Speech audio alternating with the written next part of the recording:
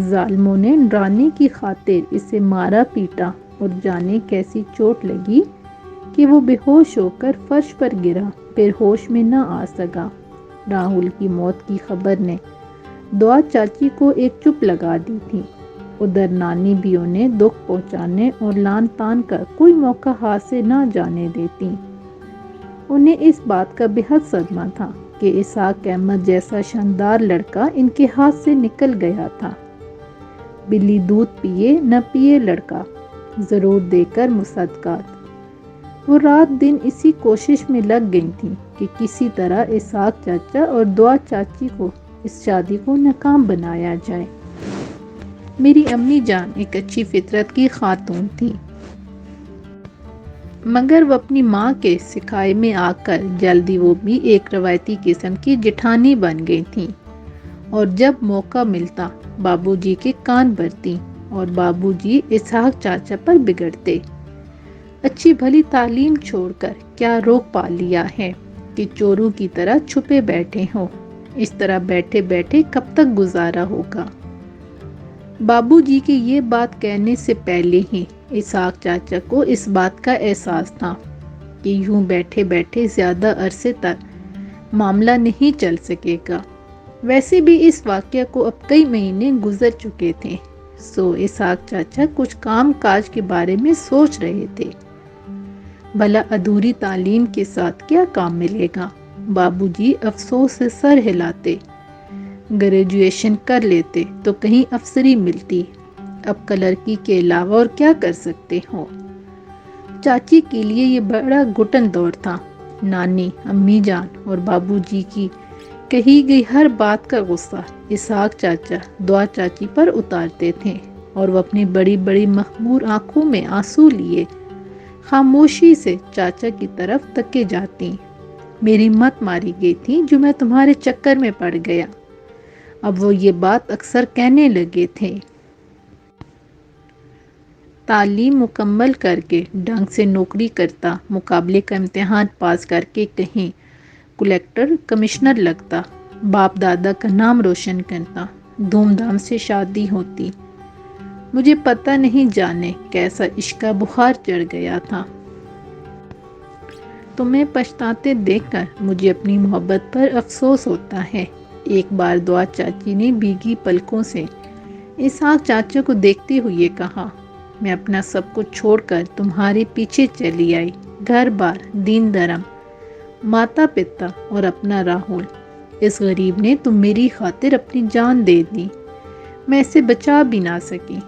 دعا چاچی نے آنسو بھرے آنکھوں سے میری طرف دیکھتے ہوئے کہا، اس کے باوجود تم بھی تو پچھتا رہی ہو۔ اسحاق چاچا نے اجنبی نظروں سے اس کی طرف دیکھا۔ تم ساتھ ہو تو کس بات کا پچھتاوا نہیں، انہوں نے آنسو پونچھ کر جواب دیا۔ مگر گزرتے وقت کا ہر لمحہ اسحاق چاچا کی محبت کو فاصلوں میں تقسیم کرتا جا رہا تھا۔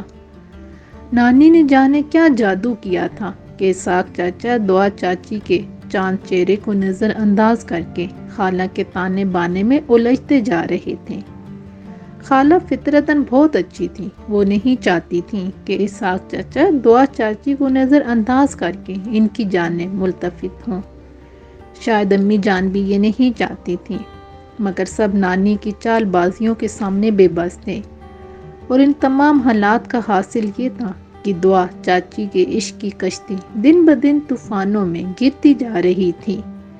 ان کا چاند سا دمکتا چہرہ رفتہ رفتہ مانت پڑنے لگا تھا، ان کی چمکتی ستارہ آنکھیں ہر دم آنسو سے بھری رہتی۔ مجھے کبھی نانی، کبھی اسحاق چاچا اور اپنی پیاری امی جان پر غصہ آتا۔ مجھے ہر وہ شخص برا لگنے لگتا تھا جس کی وجہ سے دعا چاچی کا دل دکھتا۔ ان کی پلکوں سے ٹوٹ کر گرنے والا ہر موتی باری پتھر بن کر میرے دل پر گرتا، اور میرے دل کا بوجھ بڑھتا ہی جاتا۔ نانی 2 مہینے تک ہمارے گھر میں رہیں، اور ان 2 مہینوں میں اسحاق چاچا اور دعا چاچی کے درمیان ایسا فاصلہ پیدا کر گئی جو 2 صدیوں تک بھی نہیں پاٹا جا سکتا تھا۔ محبت کا ٹھانٹے مارتا سمندر اتر چکا تھا۔ اب طوفان سے قبل والا سکوت طاری تھا۔ اسحاق چاچا کے پچھتاوے کے نتیجے میں دعا چاچی سے لا تعلقی اور بے روحی میں اضافہ ہوتا جا رہا تھا، مگر دعا چاچی اب شاید اس ستم کی عادی ہوتی جا رہی تھیں۔ ان کی آنکھوں کے سوتے خشک ہو گئے تھے۔ ان کے وجود پر ایک عجیب سی بے حسی طاری ہو گئی تھی، وہ جیسے پتھر ہو کر رہ گئی تھیں۔ پھر ایک دن اسحاق چاچے نے اعلان کیا کہ وہ اب زیادہ عرصے تک اس دور افتادہ علاقے میں چھپ کر نہیں رہ سکتے۔ وہ واپس اپنے گھر، اپنے شہر، اپنے والدین کے پاس جانا چاہتے ہیں، اور اس کے لیے انہیں دعا سے علیحدگی بھی اختیار کرنی پڑے تو وہ اس کے لیے بھی تیار تھے۔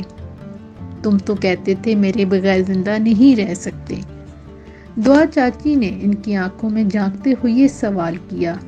مجھ سے علیحدگی اختیار کر کے کیا اکیلے جی لو گے؟ میں نے کب کہا کہ تمہیں چھوڑ کر میں اکیلا رہوں گا؟ وہ کٹور لہجے میں بولے۔ میں گھر جاتے ہی اماں سے کہوں گا میری شادی کر دیں۔ کوئی اور نہیں تو بلقیس تو موجود ہے۔ تم بلقیس سے دوسری شادی کرو گے؟ دعا چاچی کے لہجے میں ایک عجب کرب تھا۔ اور مجھے اور میری محبت کو بھول جاؤ گے تو اس میں حرج کیا ہے؟ اسحاق چاچا کے جواب پر وہ خاموش ہو گئی تھیں، کسی گہری سوچ میں ڈوب گئی تھیں۔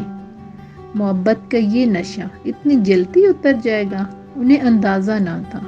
ابھی دن ہی کتنے گزرے تھے، سال بھی پورا گزرنے نہیں پایا تھا کہ علیحدگی، طلاق اور دوسری شادی کی باتیں شروع ہو گئی تھیں۔ اس شام قصبے کے ہندو مکھیا رائے چند کی بیٹی کا بیاہ تھا۔ بابو جی، امی جان اور دونوں چھوٹے بھائی اور بہن کو لے کر شادی میں شرکت کے لیے گئے ہوئے تھے۔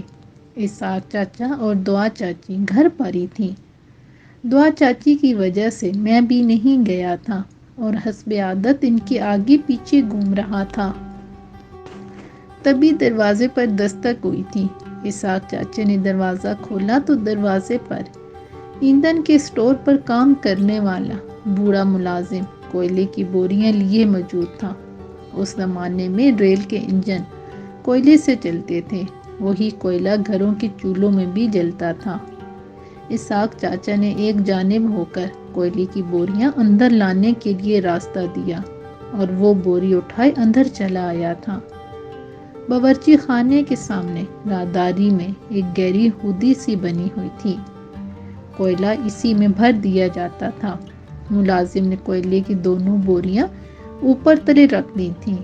وہ واپسی کے لیے مڑا ہی تھا کہ ایک لمبا تڑنگا شخص منہ پر ٹھاٹا باندھے تلوار لہراتا ہوا اندر داخل ہوا۔ اسحاق چاچا دروازہ بند کرنے کے لیے ملازم کے پیچھے جا رہے تھے کہ آنے والے شخص کو دیکھ کر وہ لمحہ بھر کو ٹھٹک گئے اور اگلے ہی لمحے وہ تیزی سے اندر کی طرف بھاگے۔ دعا چاچی ہودی کے قریب کھڑی تھی۔ چاچا نے انہیں اندر دھکا دیا تھا۔ میں ان کے ساتھ ہی کھڑا تھا۔ انہوں نے میرا ہاتھ پکڑ کر مجھے بھی اندر کھینچ لیا تھا۔ میں نے کچھ کہنا چاہا مگر انہوں نے اپنا نرم ہاتھ میرے منہ پر رکھ کر مجھے کچھ کہنے سے روک دیا۔ خوف سے مجھ پر غشی سی طاری ہو رہی تھی، میں بے ہوش ہو گیا تھا۔ آنکھ کھلی تو ہودی میں میں نے خود کو تنہا پایا۔ دعا چاچی کو نہ پا کر میں گھبرا کر کھڑا ہو گیا، پھر بوریوں کو پکڑ کر بڑی مشکل سے باہر نکلا۔ میں نے دیکھا کوئلہ لانے والا بوڑھا ملازم دیوار سے ٹیک لگائے بیٹھا تھا۔ اس کے بے نور آنکھیں اس بات کی خماس تھیں کہ وہ مر چکا ہے۔ برآمدے کی سیڑھیوں کے پاس اسحاق چاچا کھڑے تھے۔ ان کے سامنے اجنبی تلوار اٹھائے کھڑا تھا اور تلوار اور اسحاق چاچا کے درمیان دعا چاچی ڈھال بنی کھڑی تھی۔ میں کہتا ہوں چندر سمرن، سامنے سے ہٹ جا۔ شام مراری، تو مجھے مار کر ہی ان تک پہنچے گا، دعا چاچی نے مضبوط لہجے میں جواب دیا۔ تبھی میں چیختا ہوا ان سے جا لپٹا۔ ٹھیک ہے تو پھر میں اس بچے کو مار دوں گا۔ شام مراری نے بالکل اچانک ہی میرا بازو تھام کر مجھے اپنی جانب کھینچ لیا۔ اب دیکھ اسے کون بچاتا ہے۔ نہیں شام مراری، دعا چاچی ایک دم چیخ اٹھی۔ اسے کچھ نہ کہنا تو ٹھیک ہے، پھر تو سامنے سے ہٹ جا۔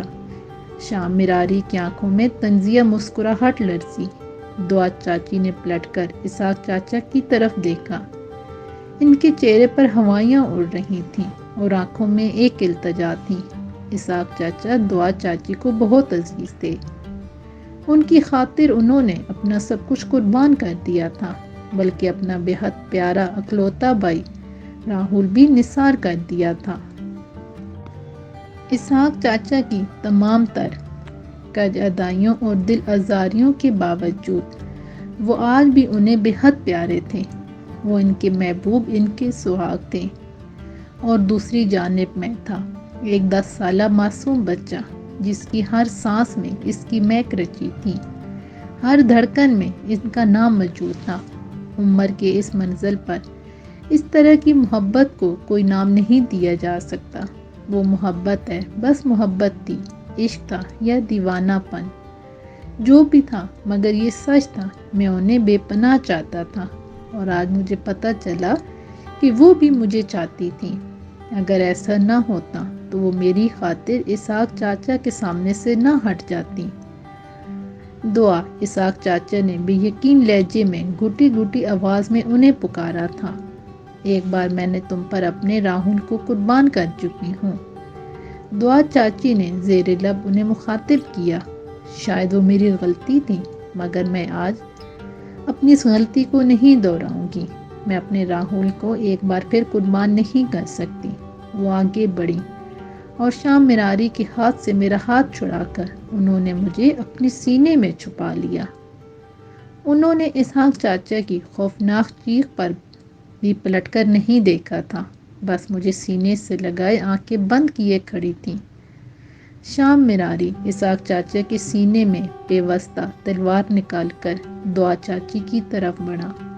میں تجھے لینے آیا ہوں چندر سمرن، اس نے تلوار زمین پر پھینکتے ہوئے ملتجی لہجے میں کہا۔ شام مراری، میں اب تیرے کسی کام کی نہیں رہی، دعا چاچی نے دھیمے لہجے میں جواب دیا۔ میں مسلمان ہو چکی ہوں اور ایک مسلمان کے بچے کی ماں بننے والی ہوں۔ تو اپنا انتقام لے چکا ہے اور شاید میرا بھی۔ اب تو واپس لوٹ جا۔ تیری سمرن مر چکی ہے اور تیرے سامنے ہی جو عورت کھڑی ہے اس کا نام دعا ہے اور یہ اسحاق احمد کی بیوہ ہے۔ البتہ تیرا مجھ پہ یہ بڑا احسان ہے کہ تو نے مجھے میرا راہل لوٹا دیا ہے۔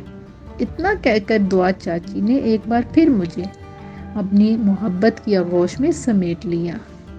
شام مراری خالی خالی نظروں سے چند لمحوں تک انہیں دیکھتا رہا، پھر اپنی تلوار اٹھا کر دروازے سے باہر نکل گیا۔